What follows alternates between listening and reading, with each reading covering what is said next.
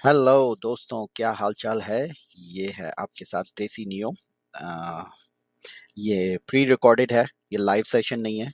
तो सॉरी, ये लाइव नहीं होगा, इसके साथ कोई ज्वाइन। मैं बैठा था, वीडियोस देख रहा था, तो एकदम कैसे राजा साहब की एक वीडियो आई और मैंने सोचा यार काफ़ी दिनों से मैंने कोई रिएक्शन वीडियो नहीं की। तो मैंने देखा ये वीडियो आई थी, बड़ी इंटरेस्टिंग बात कर रहे थे कैसे साहब इस पे, तो मैंने सोचा इसके ऊपर मैं रिएक्शन दे देता हूँ as usual. Let's just get into it. ये है कैसे राजा की क्लिप। हाँ बस आवाज़ आ रही है आपको मेरी। जी सर आ रही है। अस्सलाम वालेकुम, आपको आवाज़ आ रही है मेरी? वालेकुम अस्सलाम जनाब, बिल्कुल आ रही है। जी जी सर। सर, कैसे हैं आप? अल्लाह का शुक्र जनाब, बिल्कुल ठीक ठाक। हुक्म कीजिए सर। बहुत अरसे से आपसे बात करने का कोशिश कर रहा था, बट अल्हम्दुलिल्लाह आज मौका मिल गया। तो मैं बहुत माफ़ी बाकी चाहता सर हूँ, बस हम नहीं है जो हमारे पे भी एक लिमिटेशन होती है। बहरहाल फरमाइए जनाब, या क्या कहना चाहते हैं।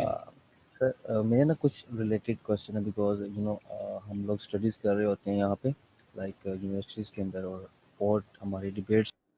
अच्छा, आप गौर से सुने इन भाई जो आए हैं, मोहम्मद, जो भी इनका नाम है, रहमान। इनके सवाल गौर से सुने, उनकी बातें गौर से सुने। यूनिवर्सिटी स्टूडेंट है, बता रहे हैं कि क्या सिचुएशन हो रहा है कॉलेजेस और यूनिवर्सिटीज में। ठीक है, तो बड़े इंटरेस्टिंग आपको क्लिप मिलेगा ये, लेकिन सुने। होती हैं इस तरह के। आपकी डिबेट्स यहाँ पे चल रही है, हमारी भी होती है कंपैरेटिव रिलीजन के ऊपर, एथीज़्म और जितने भी इज़्म। तो इसका मतलब है कि पाकिस्तान की यूनिवर्सिटीज में एथियज्म, सेक्युलरिज्म, दूसरे इज़म्स पे डिबेटें हो रही हैं। पहले मुझे नहीं लगता ये इतना पॉपुलर था, लेकिन एथियज्म पे डिबेट होना पाकिस्तान में, इसका मतलब एथियज्म वाकई फैल रहा है पाकिस्तान में। और यूनिवर्सिटीज़ के प्रोफेसर्स और लोगों को डील करना पड़ रहा है। तो ये प्रूफ है, ये खुद बता रहे हैं कि मैं यूनिवर्सिटी स्टूडेंट हूँ और हमें डिबेट करनी पड़ती है एथियज्म पे। जो चल रहे हैं। तो सर फर्स्ट ऑफ ऑल देखिए, लैक ऑफ नॉलेज बहुत हमारे अंदर पाया जाता है। जो मेरा क्वेश्चन ये है कि जो मैं अक्सर वो कैसे साहब भी एग्री कर रहे हैं, और ये फैक्ट है। यूनिवर्सिटी स्टूडेंट्स एथियज्म पे डिबेट करने के लिए जब जाते हैं, उनके पास लैक ऑफ नॉलेज इसलिए है क्योंकि वो एथियज्म को उन्होंने अच्छी तरह स्टडी नहीं किया, आर्ग्यूमेंट्स अच्छी तरह स्टडी नहीं किए। और वो सिर्फ इस्लाम और इस्लाम इस्लाम इस्लाम को जानते हैं, लेकिन जो काउंटर आर्ग्यूमेंट्स हैं दूसरी साइड से, उनको इन्होंने स्टडी नहीं किया। तो मुश्किल पड़ सकती है अगर आप एथियस्ट से डिबेट करो, लेकिन उनके आर्ग्यूमेंट्स को आप सही तरह जानते नहीं हो, तो आपको डिबेट करने में प्रॉब्लम होगी। और इनको भी यही सिचुएशन, सुने ज़रा। फील करता हूँ, लाइक अभी अब एक भाई बात कर रहे थे, वो जिसका कि अल्लाह के होने और जो उसके ऊपर पूरी डिबेट कर रहे थे, लाइक इन चीज़ों को कैसे हम टैकल कर सकते हैं। और सेकंड थिंग ये कि हमारा माइंड भी बहुत ज़्यादा केओस में चला जाता है। समटाइम ऐसे होता है कि हमें ऐसे लगता है कि हम भी बहुत ही डिग इन हो गए हैं, और लाइक सुना आपने, हमारा माइंड भी केओस में चले जाता है। जब मोमिनों को, कोई ऐसे मोमिन जिन्होंने आर्ग्यूमेंट्स नहीं सुने होते, जब पहली बार गॉड के एग्जिस्टेंस के ऊपर आर्ग्यूमेंट सुनते हैं ना, तो उनका माइंड कई दफ़ा केओस में चला जाता है। क्यों? क्योंकि ये कॉमन चीज़ नहीं है पाकिस्तान में या इस मुस्लिम सोसाइटी के अंदर, कि कोई गॉड की एग्जिस्टेंस के ऊपर सवाल करे।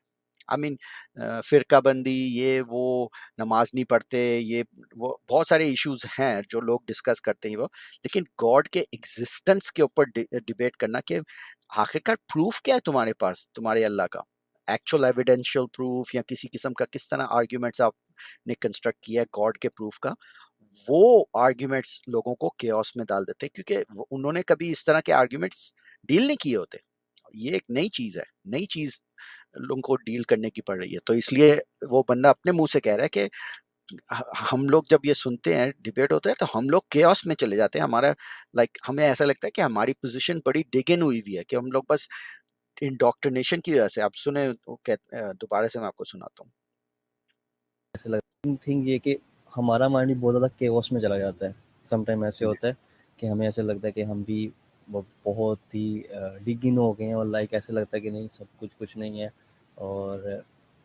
और बहुत सारा कुछ, लाइक मैं एक्सप्लेन नहीं कर सकता, जिसे जी कहते हैं। आप इनकी बात बात में से हम मैं एक्सप्लेन नहीं कर सका। मैं एक्सप्लेन नहीं कर सक रहा कि क्या फीलिंग आती है, और आई कैन अंडरस्टैंड दैट। कई लोग हमारे चैनल पे भी जब आते हैं वो बात कर रहे होते हैं, उनको जब हम लोग एविडेंस देते हैं या आर्ग्यूमेंट्स देते हैं for the existence of God, वो लोग भी कंफ्यूज हो जाते हैं कि लाइक ये किस तरह का क्वेश्चन है, उन्होंने इस तरह के क्वेश्चन नहीं सुने होते। तो इसलिए एजुकेशन की जरूरत है यूनिवर्सिटीज में, अगर उन्होंने डिबेट करने एथियस या दूसरे लोगों के साथ। एक शिवर स्टार्ट हो जाती है बॉडी के अंदर, क्योंकि सुना आपने? सब कुछ नहीं है, और बहुत सारा कुछ, लाइक मैं एक्सप्लेन नहीं कर सकता। जिसे जी कहते हैं ना, एक शिवर स्टार्ट हो जाती है बॉडी के अंदर, क्योंकि जितना भी स्टफ देखा जाए, अब जैसे शिवर स्टार्ट हो जाती, पूरा जिस्म कांपने लग जाता है। ऐसे ऐसे सवाल यूनिवर्सिटी में किए जा रहे हैं कि जब डिबेट हो रही होती है तो दूसरे बंदे की जिस्म कांपने लग जाता है, केओस में दिमाग चला जाता है। ये सिचुएशन हो रही है यूनिवर्सिटीज में पाकिस्तान की। एक मेरा क्वेश्चन ये है, हमसे मोस्टली एथियस्ट ये करते हैं कि अभी सोशल मीडिया का दौर है। अब देखें, इंटरेस्टिंग बात इस क्लिप की मुझे ये लगी कि ये एक बंदा है, एक टिपिकल बंदा है यूनिवर्सिटी का, जो फेस कर रहा है, क्योंकि पढ़ा लिखा बंदा है, वो फेस कर रहा है आजकल के मॉडर्न क्वेश्चंस जो रिलीजन के खिलाफ पूछे जाते हैं, और वैलिड क्वेश्चंस। आई मीन जो जो जिन क्वेश्चन से ये डील कर रहा है और उनको ये काउंटर करना चाहता है, और लोग जो एथियस इससे पूछ रहे हैं या एथियस या जो भी डिबेट में इनसे पूछ रहे हैं, वो ये क्वेश्चन लेके कैसर राजा साहब के पास आया कि देखिए ये एक वैलिड क्वेश्चन हमसे पूछा जाता है और हमसे इसका जवाब नहीं आता कि हम इसका क्या जवाब दें। तो बेचारा उसने चेक किया होगा कि भाई कौन है इस तरह के जवाब देने वाला, और ऑब्वियसली हमारे ईमान यूनियन वाले लोग और कैसर राजा और मुफ्ती यासिर और ऐसे लोग हैं जो बैठे हुए हैं, कह रहे हैं हम लोग जवाब देंगे, इस्लाम को हम लोग डिफेंड करेंगे, हम लोग तुम्हें जवाब देंगे। तो उनके पास ही लेके आया क्वेश्चन, अब देखें। और इधर हर चीज़ कैप्चर हो जाती है, कोई भी इवेंट आपके सामने आता है। तो जितने मिरेकल्स हुए हैं, जो भी मिरेकल्स बयान किए जाते हैं, वो मीडिया के आने से पहले के हैं। जिस तरह ही मीडिया आ गया, मिरेकल्स ही बंद हो गए हैं। तो ऐसा क्या है कि ये तो फिर, या तो ये मिरेकल्स ही कुछ नहीं है, और या या तो फिर मिरेकल्स ही कुछ नहीं है, तो ये सारे। और उसके बाद मेरा एक मेरा सुना आपने इस क्वेश्चन? बिल्कुल बहुत ही वैलिड क्वेश्चन, और ये बहुत कॉमन क्वेश्चन और अच्छा क्वेश्चन है कि क्या चक्कर है यार कि सारे मौजज़ात पहले उस ज़माने में हैं, 7वीं सदी में, फर्स्ट सेंचुरी के अंदर, बाइबल के, तौरा के सारे मिरेकल, सारे अजीब-ओ-गरीब जो वाक़ये हैं, क्या वजह है कि उस ज़माने में सारे पाए जाते हैं?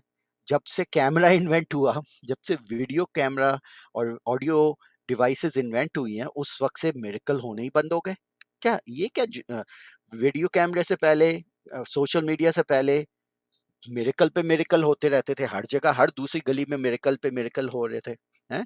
इवन पाकिस्तान में जो बाबों की स्टोरी है, आज से 100 साल पहले के जो बाबे हैं, वो ऐसा कर दिया, वैसा कर दिया, ये उड़ के चले गए और जायनमाज़ के नीचे काने हैं और ये हुआ है। क्या बात है कि सोशल मीडिया और कैमरा वीडियो जब से इजाद हुआ है, मिरेकल होना ही बंद हो गया। अब ये क्वेश्चन में कोई प्रॉब्लम नहीं है, it's a very valid question, important question है, और वो लेके आया है कि भाई इसका मुझे बताओ कि मैं इसका आंसर क्या दूं, इसका मैं किस तरह जवाब दूं। अब देखें, कंपैरेटिव रिलीजन के हवाले से एक सेकंड इस, क्वेश्चन है। इसको पहले एड्रेस कर लें आकिब, ताकि फिर वो बात बहुत अच्छा कैसा साहब एड्रेस करें इसे। अब देखें जो सवाल उसने किए ना उसका जवाब देना चाहिए आपको कि भाई इसका जवाब ये है। क्लैरिटी के जी, जी। साथ रहे ना। जी, जी। जी, जी। ये मेरा जी, एक वीडियो पॉडकास्ट है, आप देखिएगा। उसका नाम है मुल्हिदीन के मोजज़े। यूट्यूब पे मिल जाएगी आपको, फेसबुक पे भी मिल जाएगी।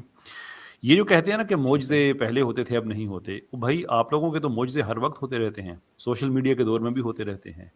आपका तो मोजज़ा ये नहीं कि नोट किया आपने? दोबारा से जरा नोट करें। इनके मोजज़े यूट्यूब कंपैरेटिव रिलीजन के हवाले से एक सेकंड क्वेश्चन है। इसको पहले एड्रेस कर लें आकिब, ताकि फिर वो बात। मेरा जी, एक वीडियो पॉडकास्ट है, आप देखिएगा।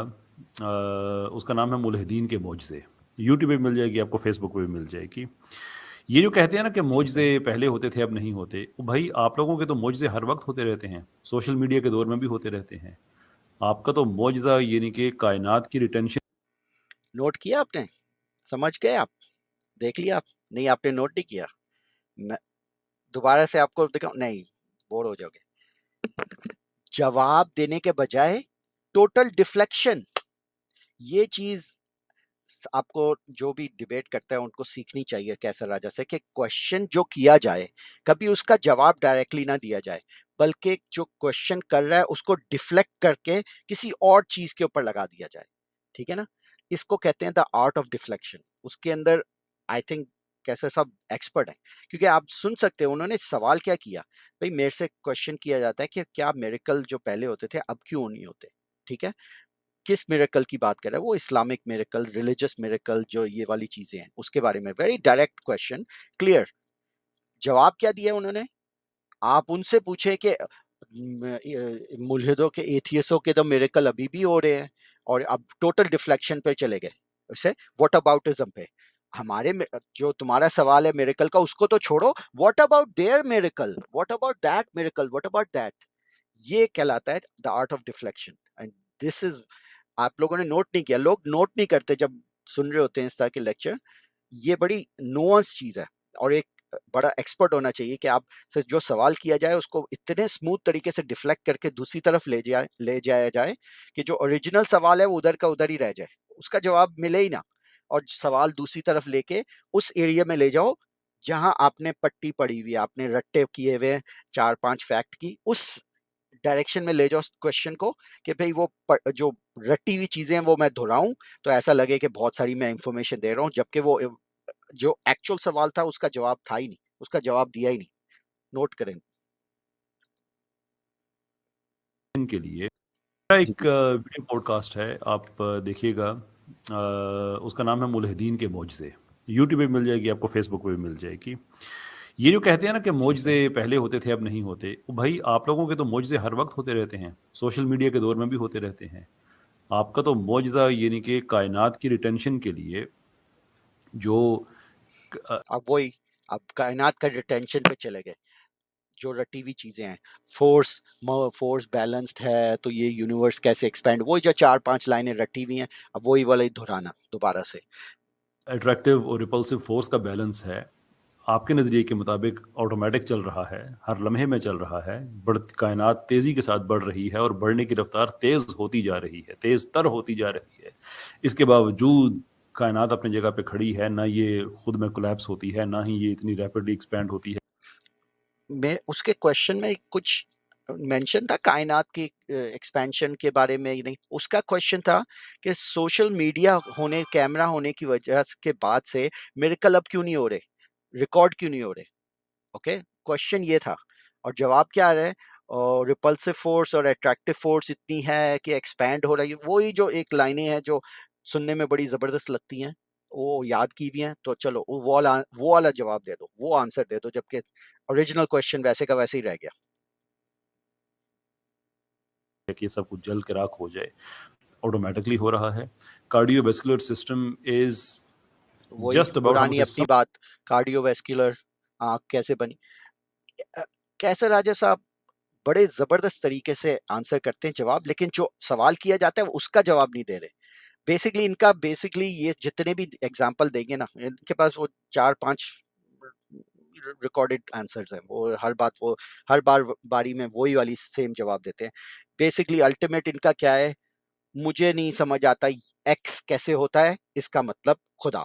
बस अल्टीमेट ये है, मुझे ये नहीं समझ आता एक्स कैसे होता है, जैसे एक्सपेंशन कैसे यूनिवर्स की हो रही है, मुझे समझ नहीं आता इसलिए खुदा। कार्डियोवैस्कुलर सिस्टम बड़ा कॉम्प्लिकेटेड है, मुझे नहीं समझ आता कैसे काम करता है, इसलिए खुदा। मुझे समझ नहीं आता कि वीक और स्ट्रॉन्ग फोर्स एक दूसरे को बैलेंस कैसे रखती है, इसलिए खुदा। मुझे नहीं समझ आता x⁻²,000 जो भी उनका एक स्टेटमेंट है जो बार बार दोहराते हैं, वो कैसे होता है, मुझे नहीं समझ आता इसलिए खुदा। तो बेसिकली इनका आंसर हमेशा यही रहता है, मुझे ये चीज एक्स समझ नहीं आती इसलिए खुदा। लेकिन जो एक्चुअल सवाल है उसको आपने छोड़ दिया। समझ सकते हैं इतना कॉम्प्लेक्स है, आपके नज़दीक बगैर खुदा के चल रहा है। इससे बड़ा मुआजिज़ा आपको क्या चाहिए? आपकी इवोल्यूशन आप कहते हैं ऑन गोइंग प्रोसेस है, स्टोकेस्टिक, नो टीलोज, इर्रेशनल, एक्सीडेंटल। वही वाले 4-5 लफ्ज जो रिकॉर्ड हुए हुए हैं, वो हर स्ट्रीम में उन्होंने यही कहना होता है। So caustic, no telos, accidental, same words, हर स्ट्रीम में हर सवाल का वही स्टैंडर्ड जवाब। हर लम्हे चल रहा है मौजज़ाती तौर पे चल रहा है तो ये हमें यू नो और वो जवाब बोलने के बाद फिर थोड़ी स्mirking टाइप ऑफ लैफ कितना सिली क्वेश्चन है ये। मौजज़ा and all these things we just sick and tired of this. We are sick and tired of what? You didn't even give the answer. We are sick and tired. आप कह रहे हो we are sick and tired of people asking you questions about miracle इस्लाम के जो miracle हैं religion के, वो अब क्यों नहीं हो रहे? अब we are sick and tired of that question, इसलिए we'll just give you a totally different answer which doesn't answer the question that you asked, but we'll give you a totally different answer about expansion of the universe and cardiovascular system. हमारे ईमान का हिस्सा भी हम मानते हैं, बस लेकिन हम पे अगर खत्म हो गई बात। हमारे ईमान का तो इसका अल्टीमेट आंसर क्या है? जो भी आपसे सवाल पूछा जाता है जिस इस्लाम के बारे में जो जरा इस तरह का होता है, ये हमारे ईमान का हिस्सा है, हम तो मानते हैं। ये कोई आंसर है? ये तो नॉन आंसर है। ओके, तो उसका आपने ये सारा टीलोस और कार्डियोवास्कुलर ये this is all fluff. Okay, ultimate answer the actual answer is हम तो बस मानते हैं। तो आप इतना लंबा देने के बजाय आप छोटा सा करके बोल सकते थे ये पहले मिरेकल होते थे, अब क्यों नहीं हो रहे कैमरे के बाद? क्योंकि बस नहीं हो रहे, हम तो बस मानते हैं कि बस उस वक्त हुए थे इस्लाम के मुताबिक, अब नहीं होते, बस हम मानते हैं। यही आपका आंसर है, लेकिन आपने साथ में वो सारा फ्लफ ऐड करना है कि ऐसा लगे कि आपने वाकई आंसर दिया उसका, बल्कि आपने बेसिकली फैलेसी ऑफ व्हाटअबाउटिज्म कर दिया कि आप उन जो आपसे सवाल कर रहा है उसको दूसरा सवाल उसी से कर लो कि वो जो अपना सवाल छोड़ के अब वो दूसरी बातों में लग जाए। भाई कार्डियोवास्कुलर पे बात शुरू कर देते हैं। एतराज़ करना है तो उसकी बेसिक रिक्वायरमेंट ये है कि आप मौजज़ों को छोड़ें। वो पूरी लिस्ट है उस वीडियो में, आप देखिएगा, मैंने कई मौजज़े इनके गिनवाए हैं। तो जब आपसे ऐसी बात पूछते हैं तो उनसे कहा करें भाई हमारे तो सोशल मीडिया आने के बाद ख़त्म हो गए, आपके क्यों जारी हैं अभी? क्यों ये मैं सिर्फ इसलिए कि मैं मजाक के तौर पे नहीं कह रहा, इसलिए कि ये एकेडमिक आर्गूमेंट नहीं है। तो जो इस तरह का आर्गूमेंट होता है ना, उसका यही इस तरह के जवाब हुआ। जो क्वेश्चन पूछा था उसमें एकेडमिक बात क्या नहीं थी? बिल्कुल एकेडमिक बात है कि जो रिलीजियस मिरेकल्स बुक्स में बताए जाते हैं, why are they not happening now? क्या रीजन है कि सिर्फ मिरेकल्स उस वक्त डॉक्यूमेंटेड हैं जिस वक्त कोई वे नहीं था उनको वेरीफाई करने का? जब से उनको वेरीफाई करने के तरीके पता चल गए इंसानों को, मिरेकल सारे बंद हो गए। तो इसमें एकेडमिक क्या है? It's a completely normal answer question. तो आपने उसको क्या कर दिया, एक तो जवाब नहीं दिया उस सवाल का, ऊपर से उस सवाल को ही डिस्क्रेडिट कर दिया, जैसे कि ओ अगर इस तरह का नॉन एकेडमिक क्वेश्चन पूछेगा तो फिर इसी तरह का आंसर होगा। What do you mean? I mean इसीलिए ये जो बेचारे लोग हैं मोहम्मद और रहमान टाइप के लोग, इसीलिए उनकी जिस्म कांप जाता है जब सवाल आते हैं, क्योंकि जब वो आपके पास जवाब लेने आते हैं आपके पास जवाब ही नहीं होते। आप उनको डिफ्लेक्शन सिखा रहे हो, आप उनको डिफ्लेक्शन सिखा रहे हो, और आपका ओरिजिनल आंसर क्या है? हम तो ये बस मानते हैं। तो नो वंडर वो लोग कांपते हैं, नो वंडर उनको आंसर नहीं करना आता डिबेट्स के अंदर एथियस्ट और इन लोगों के साथ, क्योंकि जो एथियस्ट है वो तो एक्चुअल एविडेंस और ये वो के ऊपर बात कर रहे होते हैं, और आपका फ्लफ वाला आंसर और साथ में बस हम तो मानते हैं, और फिर उसके सवाल को डिस्क्रेडिट नहीं, ये तो कोई एकेडमिक सवाल ही नहीं है। कम ऑन, आई मीन इधर से मुझे नजर, क्योंकि क्लेम किया जाता है इस्लामिक साइड से कि हम लोग जवाब देते हैं, हम लोग जवाब देते हैं, लेकिन इस तरह के जब जवाब मिलते हैं लोगों को तो लोग जो जो सोचने समझने वाले होते हैं वो फिर सेटिस्फाई नहीं होते इस तरह के जवाबों से। करता है जब एकेडमिक बात करेंगे तो हम एकेडमिक जवाब भी देंगे इंशाल्लाह। जी सर जी, थैंक यू। और दूसरा सर ये देखिए हम देख, जी जी थैंक यू, उसको जवाब मिल गया, जबकि उसको पता भी नहीं लगा कि जो उसने सवाल पूछा था उस सवाल का जवाब नहीं मिला। टोटली वॉट अबाउटिज्म फैलेसी का जवाब मिलके वो खत्म कर दिया बात। ये जवाब मिला इसको। अब ये जाएगा, इमेजिन अगर यही वाला सवाल का ये जवाब जो कैसर साहब ने दिया है, वही जवाब जाके वो जब डिबेट में एथियस्ट को बोलेगा, एथियस्ट कहेगा वेट अ सेकंड, फाइन, हमें नहीं पता यूनिवर्स का जो मैटर है एक्सपैंड कैसे कर रहा है, okay we can talk about the universe of matter, लेकिन पहला जो मेरा क्वेश्चन था उसका तो आंसर दे दो पहले, then we can have a second debate कि भाई ये यूनिवर्सल फोर्सेस किस तरह काम करती हैं, जिसका टोटली डिफरेंट टॉपिक है, सब्जेक्ट है, okay we can talk about that also, लेकिन पहले जो क्वेश्चन हुआ है उसका तो जवाब दे दो। वो जब पूछेगा ना एथियस ऐसे इस बंदे से, फिर इसको शिवर शुरू हो जाएगा, कांपने लग जाएगा ये बंदा, केओस में चले जाएगा। वो कहेगा यार मैं तो गया था कैसे राजा साहब के पास आंसर लेने के लिए, हो मैंने तो वही वाला आंसर इन एथियस को दिया जो कैसे साहब ने इतना जबरदस्त मेरे नजर में आंसर दिया था, क्या हुआ, जीरो। फिर उनको समझ रहे हैं आप? तो ये अच्छा नहीं है, अच्छा नहीं होगा इसका रिजल्ट अगर आप इनको सही तरह एम्यूनेशन नहीं देंगे कॉम्बैट करने का। मैं यूनिवर्सिटी के अंदर हूँ, I am doing MPhil right now और अल्हम्दुलिल्लाह रिसर्चेस वगैरह चल रही हैं।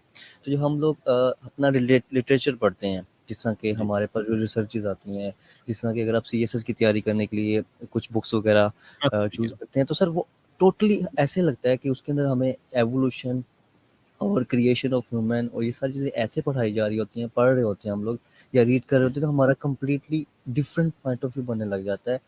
वाह, कह रहा है कि हमें जो कॉलेजेस में बुक्स दी जाती है फैक्ट और इंफॉर्मेशन की, एजुकेशन की, पीयर रिव्यूड जर्नल, जो साइंटिफिक थॉट प्रोसेस है, जब वो दिया जाता है तो हमारा बिल्कुल माइंड ऐसा हो जाता है कि यार ये तो मेक सेंस करती है, एवोल्यूशन की जो एविडेंस दी जाती है वो तो मेक सेंस करती है, ठीक है ना? तो बिल्कुल वैलिड बात है। आप यूनिवर्सिटी जा क्यों रहे हो कि अभी की सबसे लेटेस्ट साइंटिफिक इंफॉर्मेशन जो है दुनिया में वो आपको दी जाए। तो वो आपको जब मिलती है तो आपके फिर छक्के क्यों छूट जाते हैं? भाई जिस तरह आपको फिजिक्स की थ्योरीज मिलती हैं, हाइपोथेसिस मिलती हैं, इस तरह बायोलॉजी में भी थ्योरीज एंड हाइपोथेसिस है।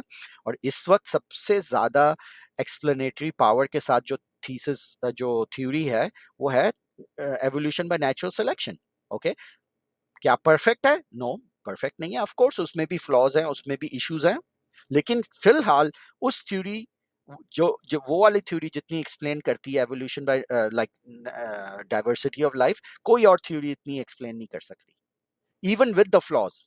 No other theory can explain it as much, तो इसलिए that is the default theory right now, जो pretty much all 99% 90% I would say scientist उसको अग्री करते हैं। जो नहीं अगर अग्री करते वो एवोल्यूशन को अग्री कर रहे होते हैं, लेकिन उसके जो मैकेनिज्म है उसके अंदर उनको क्वेश्चन होता है कि नहीं नहीं ये इसका टाइम इस तरह सही नहीं है, या इस तरह उनके अंदर जो क्वेश्चन आते हैं। और जो बाहर के जो लोग हैं जो क्या है, डिस्कवरी इंस्टीट्यूट वाले जो लोग हैं, जो एवेंजेलिकल लोगों ने जो इधर ऑर्गेनाइजेशन खोली हुई है, वो लोग तो एवेंजेलिकल्स हैं, क्रिश्चियन एवेंजेलिकल, जो बाइबल के थ्रू इसको डिसमिस करने की कोशिश कर रहे होते हैं एवोल्यूशन बाय नेचुरल सिलेक्शन को। But anyway I digress, sorry ये लंबी हो रही है वीडियो, जरा जल्दी करते हैं।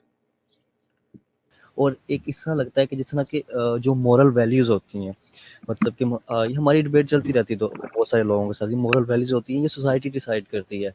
लाइक पाकिस्तान ने डिसाइड कर दिया हुआ है कि ये मॉरल वैल्यूज़ हैं, ये मॉरल वैल्यूज़ हैं और एंड सो ऑन, मतलब कि शादी क्या है, कुछ भी नहीं है। मतलब कि इस्लाम में भी तो ऐसे ही है ना कि 2 गवाह होने चाहिए, आप शादी कर सकते हैं। और अगर आपने सेक्स ही करना है और आप इसी तरह 2 दोस्तों को बता के चले जाएँ एंड यू कैन हैव, मतलब कि तो इन चीज़ों के अंदर लाइक क्लैरिफिकेशन नहीं। और दूसरा सर, ये जो मैंने लिटरेचर के हवाले से बात की कि लिटरेचर पढ़ाया जा रहा है, तो सर वो कहते हैं कि फॉल्स इन्फॉर्मेशन ये सब कुछ, तो इस चीज़ को चेक कैसे करें और हम ऑथेंटिक इन्फॉर्मेशन कहाँ से ले सकते हैं? बहुत अच्छा क्वेश्चन है कि यार फॉल्स इंफॉर्मेशन और ऑथेंटिक इंफॉर्मेशन को किस तरह डिफरेंशिएट किया जाए, ठीक है ना? और ये बहुत ही इंपॉर्टेंट है स्पेशली यूनिवर्सिटी स्टूडेंट्स के लिए कि आप ऑथेंटिक इंफॉर्मेशन ले रहे हो। अब मसला क्या है, आप ऑथेंटिक इंफॉर्मेशन किससे लोगे? The people who are experts in the field, वो आपको ऑथेंटिक इंफॉर्मेशन बताएंगे, उस फील्ड की ऑथेंटिक इंफॉर्मेशन। जो फिजिक्स के ऑथेंटिक जो प्रोफेसर्स हैं आपको फिजिक्स की ऑथेंटिक इंफॉर्मेशन बताएंगे जो करंट साइंस है, ठीक है? केमिस्ट्री के जो प्रोफेसर्स या साइंटिस्ट हैं जो उस आज इस जमाने के जो authentic information based on peer review and all that, वो आपको बताएंगे। इसी तरह बायोलॉजी के जो करंट साइंटिस्ट हैं वो आपको बताएंगे कि करंट हमारी क्या अंडरस्टैंडिंग है बायोलॉजी की, एवोल्यूशन की एंड ऑल दैट स्टफ। तो उसकी इंफॉर्मेशन के लिए आपको कैसर राजा नहीं बताएंगे, he is not a biologist, he is not an evolutionist. So जिस फील्ड का जो एक्सपर्ट होगा आप उसकी ओपिनियन लेंगे, राइट? उससे सीखेंगे। तो दिस इज वेरी इंपॉर्टेंट कि भाई किधर से सोर्स होनी चाहिए और रियल इंफॉर्मेशन की और फॉल्स इंफॉर्मेशन की। कौन से सोर्सेज हैं? आप मुझे कुछ बुक को रिकमेंड्स कर सकते हैं जो मैं रीड आउट कर लूँ just to raise my knowledge and के ये ना हो कि मैं भी कहीं डाइवर्ट हो के जस्ट टू अब ये देखें, खौफ सुने इनके दिल में, कहीं ये ना हो जाए मैं भी डाइवर्ट हो जाऊं, क्योंकि इन्होंने देखा हुआ है अपनी यूनिवर्सिटी में कि भाई अगर आपके सामने जब एविडेंस दिया जाता है तो फिर डाइवर्ट हो जाते हैं लोग, क्योंकि कई लोग होते हैं जो इंटेलेक्चुअली ऑनेस्ट होते हैं, वो जब एविडेंस देखते हैं तो एविडेंस के मुताबिक डिसीजन लेते हैं, वो जज्बात या अकीदे के बेस पे डिसीजन नहीं लेते कि जब एविडेंस हमें ये दिखा रही है लेकिन अकीदा मुझे कुछ और बोल रहा है, हम तो बस मानते हैं, बस मानने के बेस के ऊपर आप एविडेंस को डिनाई कर दो, बस अकीदे को पकड़ के ले जाओ, तो वो भी ये खौफ में है कि कहीं मेरे साथ भी ये ना हो। यू नो बहुत ज्यादा आपके केओस पास बन बहाना ही जाता है। नहीं हाँ जी है। आपके पास तो बहाना ही नहीं है ना। आपके पास तो कोई ऑप्शन नहीं है कि मुझे पता नहीं था, ये नहीं था, वो था। ये देखें, हंसते कहते हैं आपके पास तो ऑप्शन नहीं है ना, आपको तो पता है, आप तो मुसलमान हो, आपको तो पता है कि आप एक्सेप्ट नहीं कर सकते साइंटिफिक इंफॉर्मेशन जो कुरान से डिनाई हो रही है by default. This is what I am talking about, कि आपको तो पता है कि असल असल क्रिएटर तो अल्लाह है, उसने सारे जानवर बनाए, आदम हवा बनाई, तो आप एवोल्यूशन को कैसे एक्सेप्ट कर सकते हो? वो हंस रहे हैं कि भाई तुम्हारे पास तो एक्सक्यूज नहीं है, तुम तो मुसलमान हो। हम तो हाँ कहते जी हैं पाकिस्तान भर से भाई जितने भी लोग हैं जिनको शकूक हैं, तशकीक वाले बच्चे हैं, भाई हैं हमारे जैसे भी हैं, वो एथियस्ट हैं। अभी आपके सामने एक एक्स सनातनी अब कहेंगे, आपके सामने भी वो मुसलमान हुए हैं, इससे पहले भी कितने लोग हैं, कि आपके पास तो कोई ऑप्शन नहीं है कि नहीं भाई हमें पता नहीं चला था। और वो हाँ, ये ज़रूर है कि पाकिस्तान के कितने बच्चे हैं जिनको शकूक है, वो क्या करें, आपके पास आए, आपके पास आते हैं सवाल लेके, तो आप क्या करते हो? हम तो मानते हैं, उनसे पूछो कि वो वाले मिरेकल क्यों हैं, डिफ्लेक्शन उनको दे रहे हैं आंसर, उनका एक्चुअल सवाल का जवाब नहीं दे रहे, उनको बस सिखा रहे हैं कि डिफ्लेक्ट कैसे कर सकते हैं आंसर। तो वो जब अपने क्वेश्चन आपके पास लेके आते हैं तो उनको आप क्या जवाब दे रहे हो? आपके पास तो एक्सक्यूज नहीं है, आप तो इस्लाम आपने पढ़ा हुआ है, आपको तो पता है कि आप कुरान को डिनाई नहीं कर सकते, आपको एवोल्यूशन या बायोलॉजी या कोई भी ऐसी साइंस है जो कुरान से कंट्राडिक्ट कर रही है, आप उसको डिनाई करना पड़ेगा, आपको उसको रद्दी की टोकरी में फेंकना पड़ेगा, क्योंकि आपको तो पता है इस्लाम इज द ट्रूथ। तो ये आंसर आप दे रहे हैं। मैं भी यूनिवर्सिटीज़ वगैरह के, मैं इस चीज़ पे मेरे मेरे नोटिस पे बिल्कुल है कि यूनिवर्सिटीज़ में एवोल्यूशन और इस तरह की बहुत सी थ्योरीज पढ़ाई जाती हैं। एक साइकोलॉजी में एक चीज़ होती है, उसे कहा जाता है इल्यूजरी ट्रूथ थ्योरी, कि किसी चीज़ को इतनी दफ़ा रिपीट करें कि वो ठीक लगने लगे। इन अदर वर्ड्स, झूठ को इतनी दफ़ा रिपीट करें कि वो सच लगने लगे। तो ठीक वाह, कैसे साहब, जरा सोचिए आपने अभी क्या बोला है, झूठ को इतनी दफा रिपीट किया जाए कि वो सच लगने लगे। Don't you think that applies to religion also? Religion जो 7वीं सदी की स्टोरियां लोगों को इतनी दफा बचपन से धुरा के सुनाई जाती हैं कि वो बेचारा बच्चा जो 4-5 साल की उम्र से यही स्टोरियां बार बार ऐसे सुन रहा होता है कि जैसे ये फैक्ट्स हैं, तो उनको वो भी सच्चा मानने लग जाता है इन द एंड, राइट? सो ये जो इल्यूसरी जो आपने एक्सप्लेन किया, let's see what he said. मैं भी यूनिवर्सिटीज़ वगैरह के, मैं इस चीज़ पे मेरे मेरे नोटिस पे बिल्कुल है कि यूनिवर्सिटीज़ में एवोल्यूशन और इस तरह की बहुत सी थ्योरीज पढ़ाई जाती हैं। एक साइकोलॉजी में एक चीज़ होती है, उसे कहा जाता है इल्यूजरी ट्रूथ थ्योरी, कि किसी चीज़ को इतनी दफ़ा रिपीट करें कि वो ठीक लगने लगे। इन अदर वर्ड्स, झूठ को इतनी दफ़ा रिपीट करें कि वो सच लगने लगे। तो ठीक है, इंसान पे चीज़ों का झूठ को इतनी दफा रिपीट किया जाए वो सच लगने लगे। That applies to you also, it applies to Islam also, कि वो स्टोरी बार बार ये तो गॉड की किताब है, ये तो सच्ची है। हजरत Muhammad was a perfect example for human kind, सारी चीजें ऐसी थी, ये है वो स्टोरी अगर बार बार आपको सुनाई जाएंगी ना, तो आप, कोई जो नॉर्मल बच्चा भी है जो 4 साल से ये जिंदगी में सारे वक्त, और उसके माँ बाप भी यही सुना रहे हैं, उसके रिलेटिव्स भी उसको यही सुना रहे हैं, और वो जहाँ भी जा रहा है स्कूल में उसको ये सुनाया जा रहा है, टीवी खोलता है तो उसको यही सुनाया जा रहा है। तो एक स्टोरी अगर बार बार, चाहे वो फॉल्स भी हो, अगर बार बार सुनाई जाएगी तो at one point he will accept it as fact, और वही हुआ हुआ है। कई लोग समझते हैं कि ये जो रिलीजियस स्टोरीज है सारी सच्ची हैं। चांद के 2 टुकड़े हुए थे, क्यों? क्योंकि ये स्टोरी इतनी दफा रिपीट हो चुकी हुई है कि लोग बस मानते हैं, क्योंकि पहले से मान रहे थे, अभी भी हम मान रहे हैं। साइंस कह रही है नहीं हो सकता, तो आपने साइंस को पकड़ के रद्दी की टोकरी में डाल दिया और बोला नहीं, you will go with a story. Impact होता है। लेकिन आपके पास इसलिए कोई एक्सक्यूज़ नहीं है कि आपके पास इतने लोग हैं, चले मुझ फ़कीर को तो गिने ना इस चीज़ में, ईमान यूनियन के बाकी लोग हैं। कहीं पे भी आप कोई सवाल लेके जाइए, हमारा तो ये होता ही नहीं ना कि हम ये सवाल नहीं लेंगे, वो नहीं करेंगे। और ना हमारा ये होता है कि हमारे पास हर सवाल का जवाब उसी वक़्त होता है। हम ये कहते हैं सवाल जो मर्ज़ी आप करें, जवाब पता हुआ तो अभी देंगे, ना पता हुआ तो नेक्स्ट वीक आइएगा। सवाल आपने जो करना है कर लो, एंड में जब कोई भी मुश्किल पे आओगे तो जवाब यही होगा, हम तो मानते हैं, ये तो हमारे अकीदे का हिस्सा है, ये तो हमारे ईमान का हिस्सा है। तो ये किस तरह का, ये कोई जवाब नहीं है, this is a non answer. तो बंदे लेके आएंगे आपके पास क्वेश्चन, लेकिन जवाब क्या होता है आपके पास इसी तरह के जवाब होते हैं, डिफ्लेक्शन, या तो ये तो हमारे ईमान का हिस्सा है, खत्म। अगर इफ ये वाला आंसर लोगों को सेटिस्फाई कर देता है तो वो रहेंगे मजहब में। लेकिन आजकल के जो लोग हैं, जो पढ़ रहे हैं, लिख रहे हैं, जिनके पास एक्सेस है टू सो मच इंफॉर्मेशन, उनके लिए ये वाला जवाब सेटिस्फैक्ट्री नहीं है। तो इसीलिए मोहम्मद साहब आपके पास आए हैं, और इस तरह के और भी लड़के आए हैं। ये तो बेचारे बहादुर हैं जो आपके पास आ गए पूछने के लिए। इस तरह के बहुत से होंगे जो आएंगे नहीं आपके पास, उनको वैसी एविडेंस देख के कहेंगे यार यू नो व्हाट, इनफ। आपकी वीडियो देख लेंगे, कहेंगे you know that answer, that वो जो जवाब दिया वो तो जवाब ही नहीं दिया उन्होंने। ये क्या बात है, हमारी साइड से तो कोई जवाब ही नहीं आ रहा, कम से कम दूसरी साइड से कोई एविडेंस तो दी जा रही है ना, कोई किसी किस्म की ट्राई तो की जा रही है आंसर की। आपकी साइड से सिर्फ दावा या अकीदा। आपको ज़रूर देंगे इंशाल्लाह। तो जो भी चीज़ आपको कन्फ्यूज़ करती है, put it on the table, यहाँ रखें, डिस्कस करें, क्या प्रॉब्लम है इसमें? सर प्रॉब्लम ये है क्योंकि आप आंसर नहीं देते, आप डिफ्लेक्ट कर देते हैं आंसर को, और जो एक्चुअल आंसर है वो नहीं मिलता। और आप देते हो आंसर, आपने तो बल्कि बोल दिया कि इनफ इज इनफ, अब हम लोग इस्लाम का जवाब नहीं देंगे, हम तुमसे तुम्हारे इज़म्स के बारे में पूछेंगे। तो basically you kind of saying कि आप गिव अप हो चुके हो इस्लामिक आंसर देने के।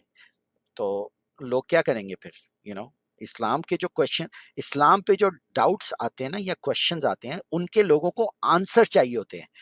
उनका आंसर ये नहीं हो सकता कि दूसरे सिस्टम में भी तो प्रॉब्लम है, इस सिस्टम में भी तो ये प्रॉब्लम है, सेक्युलरिज्म में तो ये प्रॉब्लम है, ह्यूमनिज्म में ये प्रॉब्लम है। ये आंसर नहीं हो सकता। फाइन, दूसरे सिस्टम में बहुत सारे प्रॉब्लम है, लेकिन जो आपसे सवाल किया जा रहा है, जो क्रिटिक की जा रही है इस्लाम के उस चीज के ऊपर, उसका आंसर चाहिए होता है। मेरा प्रॉब्लम ये है, मैं प्रॉब्लम की तरफ आने लगा हूँ। जी, जी। हमारा हमारा बर्थ होता है। बर्थ होने के बाद ऑब्वियसली देखिए, मैं मुस्लिम फैमिली में अब देखें, पहला उन्होंने बहुत वैलिड क्वेश्चन पूछा था, अब एक और बहुत वैलिड क्वेश्चन पूछ रहे हैं ये, और ये क्वेश्चन इनसे भी पूछा जाएगा जब ये डिबेट पे जाएंगे एथियस्ट के साथ और दूसरे लोगों के साथ। क्योंकि अब आप आइसोलेटेड नहीं हो। अब we are a world economy, we are a world nation. ये बंदा बैठा हुआ, मोहम्मद बैठा हुआ, एक रात में चाइना से बंदों से बात कर सकता है, जापान के बंदों से, अमेरिका के बंदों से, ऑस्ट्रेलिया के बंदों से, एक ही रात में ऑल दीज डिफरेंट पीपल्स से बात कर सकता है। तो वो जो आइसोलेशन था कि बस सिर्फ एक ही बबल में हम लोग रहते हैं, वो बबल टूट चुका है इंटरनेट और सोशल मीडिया की वजह से। तो अब उनसे सवाल किया जाता है कि भाई तुम्हारे जो अकीदे हैं, कि भाई बस मोमिन है वो जन्नत में जाएंगे और बस इस्लाम ही सारी चीज़ है, उनके ऊपर सवाल किया जाता है, क्योंकि दूसरे लोगों के दूसरे अकीदे होते हैं, और वो फिर क्वेश्चन करते हैं कि भाई how does your system work, why does that make sense. पैदा हुआ हूँ, तो जी, जी। मेरा जो नर्चर बनेगा वो ऑब्वियसली मेरी मुस्लिम फैमिली ही बनाएगी। ठीक है, नेचर और नर्चर में थोड़ा डिफरेंशिएट कर लेता हूँ। ठीक है, नेचर आपके अनकॉन्शियस के अंदर क्रिएटर की तरफ से जो भी, बट ऑब्वियसली जिस तरह कि अब मैं कोई भी इंफॉर्मेशन लेने जाऊँगा तो मैं अपने स्कॉलर्स के पास जाऊँगा, जिस तरह मैं अब आपके पास आया बिकॉज यू आर अ मुस्लिम, तो आप मुझे उसी के डिफेंड के अंदर बातें बताएंगे। बिल्कुल। Same case for the Christians. Hmm. Christianity के जो दोस्त आएंगे ऑब्वियसली अगर वो भी कोई क्वेश्चन करेंगे, वो अपने किसी चर्च में जाके किसी पादरी से इन्फॉर्मेशन लेंगे। अब जिस तरह वो भाई ठीक है, अभी मैं आए समझ हुए थे, गया। मैं तो जिस थोड़ा-सा तरह रश कर रहा हूँ इसलिए कि ठीक है, इट्स टाइम थोड़ा-सा कम है, मैं आपकी बात समझ गया कि बेसिकली होगा। समझ गए। अब देखिए, नोट करें, उन्होंने बड़ा वैलिड किया कि देखिए जैसे मुझे क्वेश्चन हुआ किसी चीज़ के बारे में, मैं आपके पास आया और आपने मुझे सेटिस्फाई कर दिया आंसर देके। जैसे पहले क्वेश्चन पे उसने बोला थैंक यू, बहुत बहुत शुक्रिया। एग्जैक्टली उसी तरह एक क्रिश्चियन है, वो अपने पादरी के पास जाएगा, उससे पूछेगा ये बाइबल का ये तो सच लग रहा है, लेकिन ये मुसलमान इस्लाम में वो कह रहे हैं ऐसा है, इसमें सच्चाई कौन सी है। तो वो जो पादरी है उसको वो सेटिस्फाई कर देगा, नहीं नहीं ट्रिनिटी इज द राइट, और वो अपने बुक से उसको सारी चीज़ें दिखाएगा, मेक सेंस करेगा। इसी तरह हिंदू लड़का भी वही करेगा, बुद्धिस्ट बंदा भी यही। तो हर बंदा अपने जो अकीदे या जिसमें वो इंडोक्ट्रिनेट हुआ होता है उसके पास जाके आंसर पूछेगा, और जिससे पूछेगा एक्सपर्ट से अपने उस ग्रुप के, वो उसको सेटिस्फाई कर देगा। तो फिर अगर ऐसी बात है तो उसमें फिर उनका क्या कसूर है, जो जो अपने अपने मजहब में रहते हैं। ये कि सारे अपने अपने लोगों के पास जाएंगे, राइट? तो और फिर वो अपने आप को मुसलमान सही कहें वो अपने आप को सही कहेंगे, वो कहेंगे, फिर वो बच्चा भी सेटिस्फाई हो जाएगा कि मैं सही हूँ, तो इस तरह तो ये चलता ही रहेगा ना फिर। देखा यही मैं कह रहा था, वो बच्चा सेटिस्फाई होगा जैसे आप सेटिस्फाई हो गए थे अभी थोड़ी देर पहले। हम कैसे पता लगे कि अल्टीमेट ट्रुथ क्या है? बहुत ही सिंपल काम है। अब ये देखें घुमाना। तो अल्टीमेट ट्रूथ क्या है, ये इनसे पूछें अल्टीमेट ट्रूथ क्या है। ओके, अल्टीमेट ट्रूथ है जो एक्चुअल ट्रूथ हो। अब इनका जवाब देखें, आप सुने कि जवाब किस तरह होना चाहिए और इनका जवाब क्या होगा। मैं आप सबसे कहता हूं कि आप जिस सिस्टम में भी हैं ना, उस सिस्टम की तरफ पलट जाएं, आप एक ही जगह पहुंचेंगे। हम मुसलमानों समेत हमारे अंदर भी बहुत सी तरह तरह की जो है वो चीज़ें पाई जाती हैं जिनका ताल्लुक इस्लाम से नहीं है। हमारे अंदर भी कल्चर, जहेज़, ये वो पता नहीं कितनी चीज़ें हमने भी डाली हुई हैं। शादियों में ये एक्स्ट्रावेगेंट किस्म की चीज़ें, मैं जहेज़ को जिस तरह से एक्स्ट्रावेगेंट तरीके से किया जाता है, एज एन एग्जाम्पल, और भी बहुत सी चीज़ें हैं, रिचुअल्स हमने इस्लाम के अंदर दाखिल की जिनका इस्लाम से ताल्लुक नहीं है। मैं कहता हूँ क्रिश्चियनिटी की तरफ चला जाए, ओरिजिनल क्रिश्चियनिटी की तरफ। अब ये सुने, क्रिश्चियनिटी की तरफ चले जाए, ओरिजिनल क्रिश्चियनिटी। सनातनी ओरिजिनल सनातन की तरफ चला जाए, यहूदी ओरिजिनल यहूदीज़म की तरफ चला जाए, जूडिज्म की तरफ, मुसलमान ओरिजिनल इस्लाम की तरफ जाएगा, सब एक ही मकाम पे आपको मिलेंगे। एक सुना आपने जवाब। ये कितना बड़ा क्लेम है। ओके, पहली बात, क्रिश्चियन ओरिजिनल क्रिश्चियनिटी की तरफ चले जाएं। अब ओरिजिनल क्रिश्चियनिटी कौन सी है, वो वाली ओरिजिनल क्रिश्चियनिटी जिसको आप लोग ओरिजिनल क्रिश्चियनिटी समझते हो। Okay, from your perspective. उनकी जो स्कॉलरशिप है, जो उनकी स्कॉलरशिप जिसको ओरिजिनल क्रिश्चियनिटी मानती है, वो वाली क्रिश्चियनिटी नहीं, वो वाली क्रिश्चियनिटी जिसको आप ओरिजिनल क्रिश्चियनिटी समझते हो। सनातनी अपने सनातन की तरफ चले जाएं, ओरिजिनल। कौन से ओरिजिनल, जिसको आप ओरिजिनल समझते हो, जिसका इंटरप्रिटेशन आपके साथ मैच होता है। उनसे अगर पूछो कि या ये ओरिजिनल सनातन का इंटरप्रिटेशन है, नहीं, नॉट नेसेसरली। लेकिन क्या कह रहे हैं उनसे, क्रिश्चियन से बोलो ओरिजिनल क्रिश्चियनिटी की तरफ चले जाए। Okay, who's gonna decide what is the original Christianity? Quran or their own scholarship? No, according to you, Quran decide करेगा कि ओरिजिनल क्रिश्चियनिटी कौन सी होती है। तो आप समझ रहे हो, इसका सवाल कुछ और था। सवाल था कि हर बंदा अपने ग्रुप में जाएगा ना उनसे पूछने के लिए कि ऑथेंटिक चीज क्या है। आप कह रहे हो क्रिश्चियन ओरिजिनल क्रिश्चियनिटी की तरफ जाए, तो वो लड़का जो अपने पादरी से पूछेगा कि ओरिजिनल क्रिश्चियनिटी क्या है, तो वो तो उसको ट्रिनिटी की तरफ लेके जाएगा, ऑब्वियसली, राइट। वो ये तो नहीं कहेगा ना कि ट्रिनिटी है हमारे मजहब में, लेकिन ओरिजिनल क्रिश्चियनिटी जो है ना, वो तो इस्लाम की सही क्रिश्चियनिटी है। यू यू अंडरस्टैंड किस तरह का डिफ्लेक्शन आंसर आपने दिया है। ओरिजिनल क्रिश्चियनिटी की तरफ चले जाओ according to your Quran, not according to then. तो उसका क्वेश्चन तो वैलिड हो गया ना फिर। तो अगर कोई ओरिजिनल जू है, वो अपने पास उसके पास रायबाई के पास जाएगा, रायबाई ये थोड़ी कहेगा कि ओरिजिनल यहूदिज्म जूडिज्म जो कुरान में लिखा हुआ है उसकी तरफ लौटो। नो, वो अपने जूडिज्म के बारे में बताएगा, उसे आंसर देगा। तो बात तो उसकी वैलिड हो गई मोहम्मद साहब की इधर, कि हाँ, हर बंदा अपने ग्रुप में जाएगा तो उसको वही आंसर देगा जैसे आप उसको ओरिजिनल। इवन विद यू, आप उसको कह रहे हैं हम हमें मुसलमानों को भी ओरिजिनल इस्लाम की तक। Who is to decide original इस्लाम कौन सा है। ओके, आपका ओरिजिनल इस्लाम है जो आपकी इंटरप्रिटेशन है, नहीं। जो देवबंदों की इंटरप्रिटेशन है, नहीं। जो बरेलवियों की इंटरप्रिटेशन है, दैट इज द ओरिजिनल। जो शियों की इंटरप्रिटेशन है, दैट इज द ओरिजिनल। जो गांधी की इंटरप्रिटेशन है वो ओरिजिनल है, हैं? जो साहिल अदीम की इंटरप्रिटेशन है वो ओरिजिनल है, हैं? जो सर सैयद अहमद खान, क्या है, इकबाल की इंटरप्रिटेशन, इसकी इंटरप्रिटेशन, मुतज़िलाइट्स की इंटरप्रिटेशन, सलफियों की इंटरप्रिटेशन, सूफियों की इंटरप्रिटेशन, इवन अहमदियों की इंटरप्रिटेशन, इस्माइलियों की इंटरप्रिटेशन, कौन कौन सा ओरिजिनल इस्लाम है। ठीक है ना, बात तो वही हो गई ना। जो ग्रुप में जो जिस तरफ जाएगा वो उसके लिए वो ओरिजिनल है। तो how did that answer his question. आपकी नजर में जो ओरिजिनल है वो आपने क्लेम कर दिया कि सारे मजहब वाले जब ओरिजिनल की तरफ जाएंगे तो वापस इस्लाम की तरफ आ जाएंगे। How do you know that? It's just a claim, ये तो दावा है आपकी तरफ से, आपका अपना दावा है। ही मकाम पे, क्योंकि एक ही सोर्स ऑफ नॉलेज है सबका, एक ही खालिक है सबका, एक ही इस्लाम है जो आदम अलैहिस्सलाम से लेकर जनाब रसालत में आप सल्लल्लाहु अलैहि वसल्लम तक आता रहा है। हाँ, ये आपका दावा है। सनातन को बोलो जाओ ओरिजिनल सनातन पे जाओ, वो तो ये नहीं कहेगा ना कि आदम अलैहिस्सलाम आए थे, हव्वा की स्टोरी, आदम की स्टोरी और ये वो। तो वो कैसे चले जाएगा आदम और हव्वा पे जब वो ओरिजिनल सनातन पे जाएगा? Doesn't make any sense. आप अस्यूम कर रहे हैं कि वो सारे जितने भी मज़हब हैं, वो आपके ओरिजिनल पे जाएँगे, according to you what original is. कोई उसमें फ़र्क वाली बात नहीं है। वो एविडेंसेस देख सकता है कि कि अगर सबके रिलीजन डिफरेंट हैं, तो सबके अकायद क्यों इतने मिलते हैं? क्योंकि वो ह्यूमन नेचर है, वो आपको मैंने वीडियो में पहले भी बताया था, सबके अकायद डिफरेंट है, लेकिन सबके सबके अकायद सिमिलर इसलिए हैं क्योंकि सब ह्यूमंस हैं, सबकी नीड्स एक जैसी हैं, सबकी ज़रूरियात एक जैसी है, सबकी थिंकिंग एक होती है। रोटी कपड़ा मकान शेल्टर, फियर, हर के फियर्स लव्स सब सेम होते हैं। तो उन्होंने जो अपनी सोसाइटीज बनाई, उनके जो फंडामेंटल चीज़ें होती हैं वो हमेशा सेम रहती हैं। माँ बाप से मोहब्बत, फैमिली बॉन्ड्स, अच्छे काम करना, मेहनत करना, सारी चीजें सेम रहती है हर सोसाइटी में हजारों सालों से।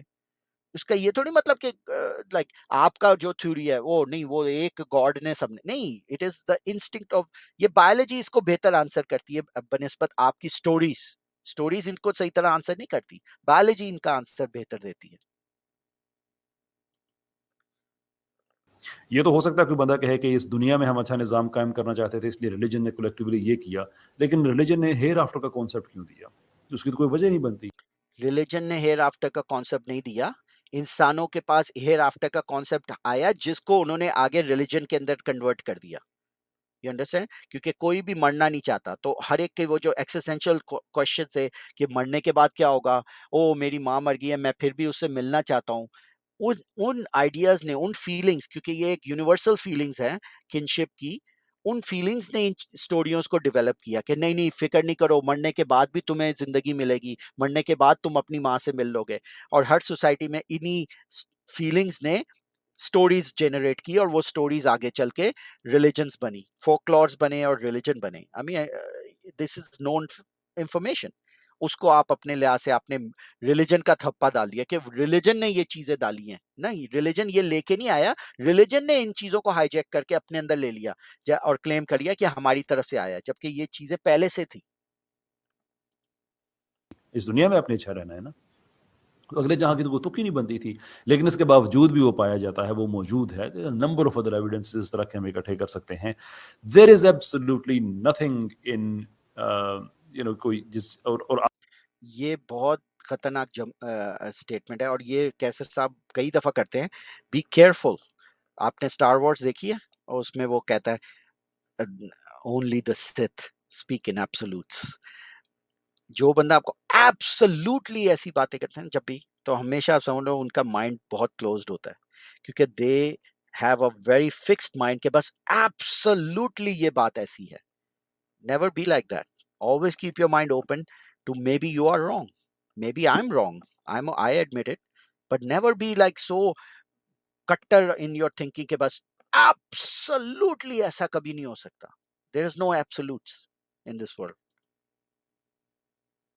आजकल तो किसी आदमी है वो मौजूद है। नंबर ऑफ अदर एविडेंसेस इस तरह के हम इकट्ठे कर सकते हैं।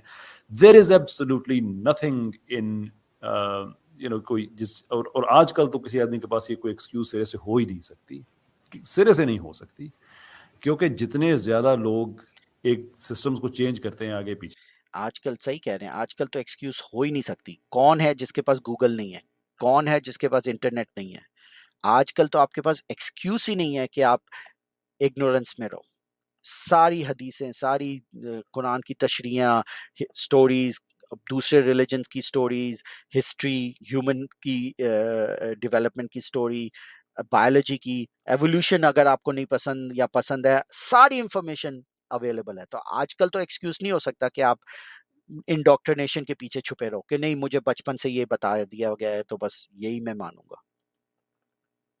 वो कोई रिसर्च ही करते हैं ना, उनके पास कोई ना कोई बॉडी ऑफ नॉलेज तो होता ही है।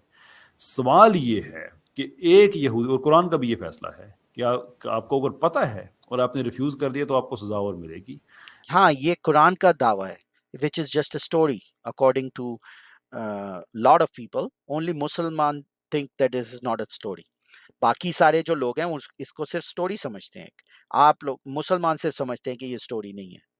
तो ये एक दावा है आप लोगों की, इसका कोई एविडेंस है नहीं, बस एक दावा है एक। और इसका आंसर क्या होता है?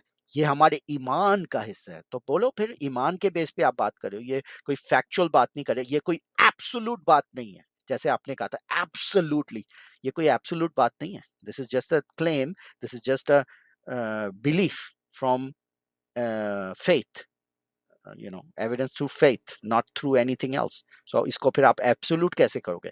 अगर आप इसको एब्सोल्यूट कहोगे तो दूसरा बंदा भी अपने रिलीजन की चीज को फेथ के बेस पे एब्सोल्यूट बोल सकता है। सो फिर तो एब्सोल्यूट का कोई मायना ही नहीं हुआ।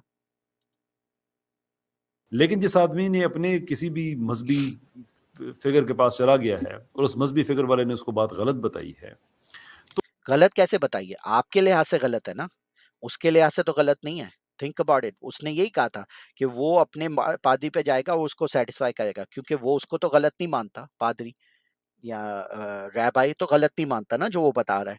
जिस तरह आप किसी मौलवी के पास जाओ और मौलवी से बोलो ये कुरान की ये आयत ऐसी है, ये सही है ये गलत है, वो तो सही ही मानता है ना, वो तो ये इसको स्टोरी थोड़ी मानता है, वो तो समझता है कि ये वाकई ऐसा ही हुआ था। इसी तरह वो लोग भी इसको वाकई ट्रू मानते हैं। तो कैसे हो गया?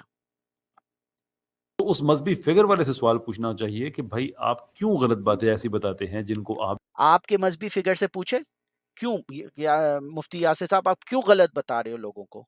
क्या जवाब मिलेगा आपको? हैं? तारिक जमील साहब आप क्यों गलत बताते हो लोगों को इंफॉर्मेशन? हैं? मुफ्ती मसूद साहब आप क्यों गलत बताते हो? समझो, सेम क्वेश्चन जो आप उनके पादरियों को बोल रहे हो ना, आप अपने पादरी को भी अपने मौलवियों को भी वही सेम पूछ सकते हो। बट आपका असम्पशन ये है कि आपका जो स्टोरी सही है, दूसरों की गलत है। इसी तरह वो आपकी स्टोरी को गलत समझते हैं, अपनी स्टोरी सही समझते हैं। डिफेंड नहीं कर सकते। हम पब्लिक डिबेट करते हैं, क्यों नहीं लोगों से डिफेंड, बातें होती एक सेकंड, वो लोग क्यों नहीं डिफेंड कर सकते? आपसे ज्यादा लिटरेचर है उनके पास, ओके? क्रिश्चियनिटी 2000 साल से है, उनके पास भी लाइब्रेरियां भरी हुई हैं लिटरेचर के साथ। आप यहूदियों की बुक्स देख लो, उनकी लाइब्रेरियों पे लाइब्रेरियां भरी हुई हैं स्कॉलरशिप के ऊपर, अपनी बुक के ऊपर। आपकी भी भरी हुई हैं। क्यों नहीं वो डिफेंड कर सकते? वो भी डिफेंड करते हैं, आप जिस तरह डिफेंड करते हो अपने रिलीजन को, उनका भी है। ओ यू हैव टू अपना कॉन्टेक्स्ट देखो, इसकी तशरीह का मीनिंग देखो, इसके पीछे ये है। उन्होंने भी पूरे 100 हज़ारों साल लगाए हैं अपनी बुक्स की तशरीह और एक्सप्लेनेशन करने में। आप लोग यूनिक थोड़ी हो कि आपके पास बस स्कॉलरशिप है, दूसरे रिलीजन के पास स्कॉलरशिप नहीं है। सनातन धर्म के पास बुकों पे बुकों लिखी हुई हैं, वो तो कितने 100 सालों से इस्लाम से भी पहले का है। तो ये बात इस तरह नहीं है। ये सब्जेक्टिव चीज है, जिसको आप ऐसे एक्सप्लेन कर रहे हो जैसे कि फैक्चुअल चीज है, और उसके बारे में क्या बोल रहे हो? Absolutely no, it is not absolutely. हैं। कितने क्रिश्चियंस हैं जो इस्लाम की तरफ आते हैं, कितने हिंदू हैं जो इस्लाम की तरफ आते हैं। मैं नहीं कहता कि लोग इस्लाम को छोड़ के नहीं जाते, दैट इज ऑल्सो ट्रू। लेकिन मुझे आज तक कोई जिंदगी में ऐसा आदमी मिला नहीं है जिसने इस्लाम पे लॉजिकल क्वेश्चंस उठा के कहे हों। उसने कितना ये कितना प्रिटेंशियस आंसर है। मुझे कभी ऐसा मैं कभी नहीं ऐसा, अमी कोई भी ऐसे बातें नहीं करता अल्टीमेट्स के अंदर। मुझे कभी ऐसा कोई ऐसा नहीं मिला जिसने भाई आपको इसलिए नहीं मिला क्योंकि आपने उनके आर्ग्यूमेंट्स को बिलीव ही नहीं किया, या ना तो सीरियस लिया, ना तो उनका। इट्स ओके, हर एक का अपना वो होता है। बट ये कहना कि आपको अगर नहीं मिला कोई logical, fine, I give you the benefit of the doubt. आपके सामने कोई बंदा नहीं आया होगा जो कभी भी कोई इस्लाम के खिलाफ कोई लॉजिकल ऑब्जेक्शन लेके आया हो। श्योर, वो अकीदे का भी हिस्सा होता है उसके अंदर, और दूर बहुत सारी चीजें। बट दैट डजंट मीन कि किसी और के आगे कोई नहीं लेके आया होगा, या कोई ऐसा आर्ग्यूमेंट है ही नहीं। I am sorry, you are not the only जज ऑफ दीज थिंग्स, ओके? आपने तो अपने बातों में बता दिया, यू आर वेरी सब्जेक्टिव। और वो एंड में जब क्वेश्चन पे आता है तो आप कह देते हो हमारे अकीदे का हिस्सा है। So these are still objection, even though आप कहो कि हमारे अकीदे का हिस्सा है। दिस वो ऑब्जेक्शन को डिसमिस नहीं हो जाता, ऑब्जेक्शन वेपराइज नहीं हो जाता कि आप बोल दो बस अकीदे का हिस्सा है, तो वो समहाउ क्वेश्चन वैनिश हो जाता है, नहीं। तो आई एम सॉरी, अगर आपको कोई लॉजिकल आंसर नहीं मिला या क्वेश्चन नहीं मिला इस्लाम के ऊपर, that doesn't mean that there is no actual logical questions about Islam. West को सामने रख के कहा नहीं वेस्ट वाले ठीक है, इस्लाम उसके खिलाफ है, तो जो रहा नहीं इसको खत्म कर देते हैं, फलां प्रोसेस मुझे ठीक नहीं लगता। वही आपको वेस्ट का वो सर पे चढ़ा रहता है हमेशा, वेस्ट वेस्ट वेस्ट। कई हैं जो ईस्ट के अंदर ये क्वेश्चन उठा रहे हैं जिन्होंने कभी वेस्ट को देखा भी नहीं है। इजिप्ट के अंदर कई एथियस्ट हैं जिनके चैनल है जो क्वेश्चंस उठाते हैं। ईस्ट के अंदर बहुत सारे लोग हैं जो क्वेश्चन उठाते हैं जिनका कोई वेस्ट से कोई वो है ही नहीं। ठीक है, तो ये जो वेस्ट वेस्ट वेस्ट होता है, it is not waste, it is knowledge, it is information. अब इंफॉर्मेशन के बेस पे आर्ग्यूमेंट की जाती है, तो आप इसके पीछे भी नहीं छुप सकते बस वेस्ट वेस्ट वेस्ट।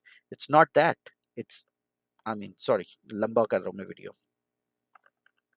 ठीक है, वो एक जाती उसकी ओपिनियन है, उसका कोई एब्सोल्यूट किसी चीज से ताल्लुक है नहीं। आपकी भी जाती ओपिनियन है और किसी एब्सोल्यूट चीज से कोई ताल्लुक नहीं है, आपकी भी बस जाती ओपिनियन है।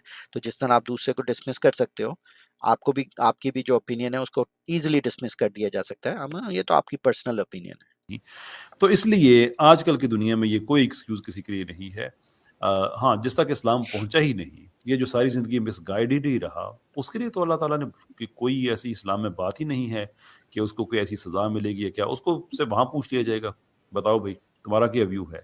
तो मेरा ख्याल है उसके लिए तो ज्यादा सहूलत है कि दुनिया की सारी मौजें भी उसने कर ली होंगी और वहां पे जाके कहेगा नहीं जी मैं तो आपको मानता हूँ। कितनी अजीब सी बोंगी सी स्टोरी है। I don't know how people इस तरह की स्टोरियां सुन के बिलीव कर लेते हैं कि हाँ ऐसा ही हो। वो जिसको मैसेज नहीं मिला उधर जाके उससे पूछ लिया जाएगा, वो हाँ कर देगा तो जन्नत में चला जाएगा, ना कर देगा तो ये हो जाए। कैसे लोग बिलीव कर लेते हैं इस तरह की कहानियां? I don't understand. हम तो हमारा भाई बन जाएगा वहां पे जाके। हम तो सर फंस गए हुए हैं। हम पे जिम्मेदारी ज्यादा है, ये बात बिल्कुल ठीक है। लेकिन at the end of the day फंसाए तो वो इंसान ना कि जो अपने आप को स्टक समझे। मैं सारी जिंदगी का मेरा निचोड़ ये है कि शहरी जिंदगी बड़ी आसान है, सिंपल, ऑर्गेनिक, इतनी सिंपल। और लोग कहते हैं यार आजकल के जमाने में ना शहरी जिंदगी बड़ी मुश्किल है, तो मैं पूछता हूँ अब नोट करेंगे शरी जिंदगी मतलब शरिया के मुताबिक जिंदगी। कोई झूठ ना बोलो, इसमें क्या मुश्किल है, धोखा ना दो किसी को। क्या शरीयत के अलावा किसी को नहीं पता कि झूठ नहीं बोलना चाहिए?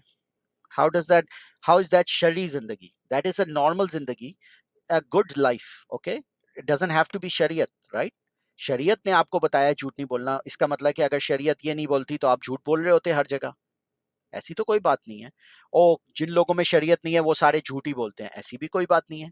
लोग फिर भी सच बोलते हैं, जिन जो शरीयत के ऊपर फॉलो नहीं भी कर रहा है इस्लामी शरीयत, जिनको नामो निशान नहीं पता इस्लामी शरीयत का, वो भी सच बोलते हैं। ऐसी आप लोग खुद एग्जांपल देते हो जापान की, जिसके अंदर कोई शरीयत नहीं है, उधर के लोग सच के ऊपर लाइक सच से ज्यादा लाइक, आप छोड़ो पाकिस्तान में जितने लोग सच बोलते हैं, उधर जाके देखो किस तरह लोग एथिकल जिंदगी गुजारते हैं कई दफा चीजों पे। तो ये बात कहना शरी जिंदगी, ये तो एक एक मोरालिटी वाली जिंदगी है जो विदाउट शरीयत भी आपको मोरालिटी मिलती है। ये लोग क्या मुश्किल है, अल्लाह को एक मानो, इसमें क्या मुश्किल है, यतीम का हक ना खाओ, इसमें क्या मुश्किल है। यतीम का हक ना खाओ तो इसमें क्या मुश्किल है? शरीयत में मानना है आपको यतीम का हक ना खाने से? बगैर शरीयत के भी, मैं तो शरीयत को नहीं मानता फिर भी मैं यतीम का हक नहीं खा रहा। So how does that even work? झूठ, देखिए अल्लाह ताला ने ना दोजख में जाना बड़ा मुश्किल किया हुआ है। अच्छा, इंसान के लिए दोजख में जाना बहुत मुश्किल है। रियली? दोजक में जाना इस्लाम में बहुत मुश्किल है? खजूर खिलाओ जन्नत, मुस्कुरा के देखो जन्नत, कुत्ते को पानी पिलाओ जन्नत, इतनी मौजें लगे छोटे छोटे काम पे जन्नत अल्लाह ताला बांटे जा रहे हैं, बांटे। दोजख में जाने के लिए खालिक का इनकार करना पड़ता है, सॉरी, जुल्म। पानी पिलाओ जन्नत, मुस्कुराओ जन्नत। अच्छा, एक नमाज मिस कर दो दोजक है, पहुंचे टखनों से ऊपर नहीं किए तो दोजक में पैर जलेंगे हैं। रोजा नहीं रखा, दोजक। क्या, जन्नत और दोजक के अंदर इनकार कर दिया तो दोजक। फरिश्तों पे इनकार कर दिया, दोजक। नबूवत पे इनकार कर दिया, दोजक। हजार बहुत सारी चीजें हैं इस्लाम में भी जो दोजक पे ले जाती हैं आपको, छोटी छोटी चीजों पे। आप जरा देखो, अब आपके वर्जन में नहीं होगी वही वाली बात ना और असल इस्लाम किसका है?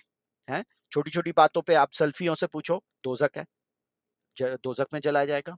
दोजक में जला। कुरान में कितनी जगह है इस चीज की वजह से दोजक में जला जाओगे, इस चीज की वजह से। तो ये आपका अपना पर्सनल ओपिनियन हो सकता है कि दोजक में जाना बड़ा मुश्किल है, जबकि कुरान और हदीस भरी हुई है चीजों से, जिन छोटी छोटी बातों की जिसकी वजह से दोजक का अजाब मिल सकता है।